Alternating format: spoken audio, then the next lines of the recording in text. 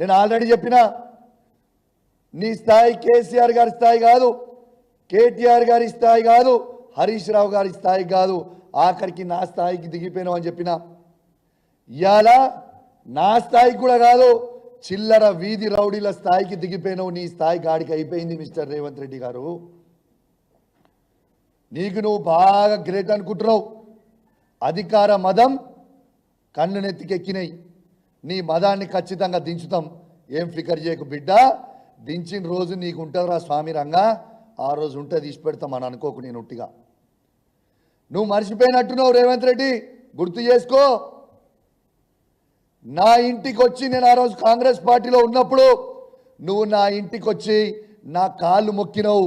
నేను నన్ను PCC president చెయ్యి, దయచేసి సపోర్ట్ చెయ్యి అని చెప్పినావు. ఆ రోజు మర్చిపోయినావా బిడ్డ? ఆ రోజు నువ్వు నా కాళ్ళు మొక్కితే నిన్ను పిసిసి ప్రెసిడెంట్ అన్నాడు నేను చేసిన. కానీ గుర్తుపెట్టుకో, ఏ విధంగా నేను ఆ రోజు పిసిసి ప్రెసిడెంట్గా చేసినో ఇవాళ కేసీఆర్ నాయకత్వంలో మళ్ళా నిన్ను సీఎం పదవి దించే వరకు నిద్రపోకుండా పనిచేస్తా బిడ్డ, జాగ్రత్త చూసుకో అని చెప్పి సందర్భంగా నేను హెచ్చరిస్తా ఉన్నాను. ఇవాళ తెలంగాణ ఇంద్రమ్మ ఇళ్లలో చంద్రన్న చెట్లు నాడుతున్నావు. తెలంగాణ ప్రజలు నీ ఈపు చింతపండు చేసే రోజు దగ్గరగా ఉంది బిడ్డ, నువ్వు వెయిట్ అండ్ వాచ్ అని చెప్పి చెప్తా ఉన్నాను. నీ నోటికి వచ్చినట్టు మాట్లాడుతున్నావు. నీ అయ్యా జాగిరా భయ్ తెలంగాణ. నువ్వు భయపట్టిస్తే భయపడికి ఇడేమన్నా చేతు, భయపడితే భయపడికి ఉన్నా అనుకుంటున్నావు ఏంది? భయపడే ప్రసక్తే లేదు, గుర్తుపెట్టుకో. నీకు ఇంకోటి కూడా చెప్తున్నా, చాలామందితోని ఆయన చిల్లర గుండాగాలతోని నాకు ఫోన్ చేపిస్తా ఉన్నాడు. నిన్ను ఖచ్చితంగా హత్య చేస్తాం, నిన్ను చేసి తీర్తాం అని ఫోన్ కాళ్ళు నాకు ఎవ్రీ డే వస్తూ ఉన్నాయి. నేను అడిషనల్ ఇంటెలిజెన్స్ శివధర్ రెడ్డి గారికి నేను ఆల్రెడీ పంపించిన ఫోన్ నంబర్లతో సహా.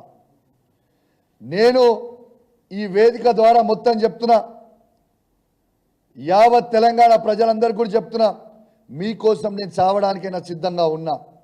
కానీ ఏనాడైనా నన్ను హత్య జరిగితే ఖచ్చితంగా దీనికి రేవంత్ రెడ్డి గారే బాధ్యత అని చెప్పి సందర్భంగా తెలియజేస్తా ఉన్నాను.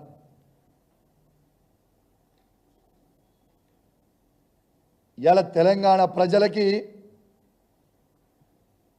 రక్షణ కల్పించాల్సిన ముఖ్యమంత్రి, హోమ్ మినిస్టర్ గారు తనే కాబట్టి అసలు ఏం చేస్తున్నారు? అసలు ప్రజలు నవ్వుకుంటున్నారు నువ్వు చేసే మాటలు. ప్రజలు నిన్ను చూసి నవ్వుకుంటున్నారు.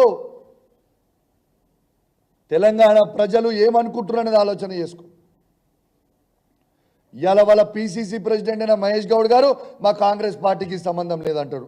శ్రీధర్ బాబు గారు బీఆర్ఎస్ పార్టీ ఎమ్మెల్యేలు కొట్లాడుకుంటున్నారు అంటాడు. రేవంత్ రెడ్డి గారు మేము చేసినాం అంటాడు. మరి ఎవరు చేసిరు? మీరు ఎన్ని చెప్పినా ఈ తెలంగాణ రాష్ట్రంలో 10 నియోజకవర్గాలలో బై ఎలక్షన్లు రాక తప్పవు. మేము 10 నియోజకవర్గాలలో మళ్ళా బీఆర్ఎస్ పార్టీ జెండాలు ఎగిరేక తప్పదని చెప్పి ఈ సందర్భంగా తెలియజేస్తా ఉన్నాను. ఖచ్చితంగా బై ఎలక్షన్లు వస్తాయి. ఖచ్చితంగా కేసీఆర్ నాయకత్వంలో గట్టిగా పనిచేసి బీఆర్ఎస్ పార్టీ జెండాలు ఎగిరేస్తాం. రెండోది, నువ్వు గీ మాటలు చెప్పుకుంటూ గీ భయపెట్టించదలుచుకుంటే నీకు నా సంగతి బాగా తెలుసు రేవంత్, గుర్తుపెట్టుకో. ఏదో రోజు ఖచ్చితంగా బాధపడతావు. కౌశిక్ రెడ్డి జోలికి ఎందుకు పోయినా, నా జోలికి వచ్చినోడు ఎవ్వరు కూడా కథం పట్టించిన తప్పితే నా జీవితంలో నేను ఏదైనా అడిగేసిందంటే నా జీవితంలో విజయమే చూసిన నాతో పెట్టుకున్నోడు మళ్ళీ తిరిగి వెనుకకి పోలేదు.